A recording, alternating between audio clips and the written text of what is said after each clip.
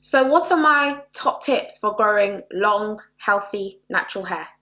If that's something that interests you, stay tuned.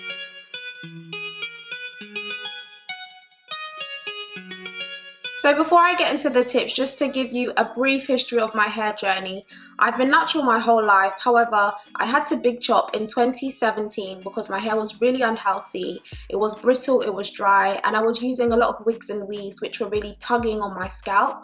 And because my hair is so sensitive, it couldn't tolerate it. So I started from scratch. I ditched the weave and the wigs, and I've just been wearing my hair naturally for just over 3 years now. And it's gotten quite long, like I've passed bra strap length. It's quite full for my hair texture because I have really fine strands, and I'm loving it. I'm not an expert, but what I do know, I hope it will help you. So my first and most important tip is to get healthy. Adopt a healthy, active lifestyle, and your hair will grow so much more. In order to grow long and strong hair, as well as long and strong nails, you need to get your diet right. It's the nutrients, the vitamins, the minerals, the protein that is in your diet that is the foundational structure of building your hair. So if your diet is full of junk, sugar, chocolates, crisps and processed foods, and you're not getting your vegetables, your fruits, your lean sources of protein, then your hair is not going to have the right foundation to thrive in. Alongside this, make sure you're drinking a lot of water and staying active, because overall health will produce healthy hair and healthy nails. My second tip will be to have a good routine. So you need to be intentional about the growth of your hair in order to see marked results. Just like anything you want to achieve in life, you've got to have a plan, you've got to have structure, you've got to have a strategy, because it's not just going to fall into your laps if you don't have a plan. When are you going to wash your hair? When are you going to condition it? How often are you going to have time to moisturize it? What styles are you going to use in between? These are all the questions you need to ask yourself and kind of have your go-to, so that you know what to fall back on, especially when life gets busy and hair often is like the last thing you want to prioritize. If you have a good routine set in place already, it won't deter you from reaching your goals. So for me, most of the time I'm in protective styles. I do braids, I do twists. I hardly have my hair out. This is the first time I've had my hair out. I don't even know when the last time I had my hair out was, because I just don't do it.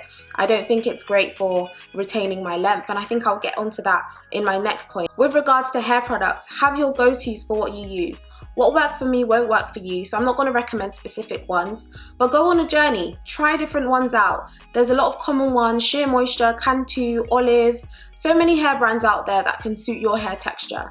Work on these things, get to know your hair, get to know what it likes, what it dislikes, and once you find your products, just stick to them, don't complicate the issue. The third tip for growing long, strong, natural hair is to leave your hair alone. I used to love styling and touching and playing with my hair, and as much as I still love doing it, I have to restrain myself, because if I keep doing that, it's going to break. I'm manipulating it, and every time you put force or pressure or torsion on your hair, you're more likely to break off those delicate strands. And when hair breaks, no matter how much it's growing, you're not going to retain that length. So leave it alone. Get into the discipline of leaving your hair alone.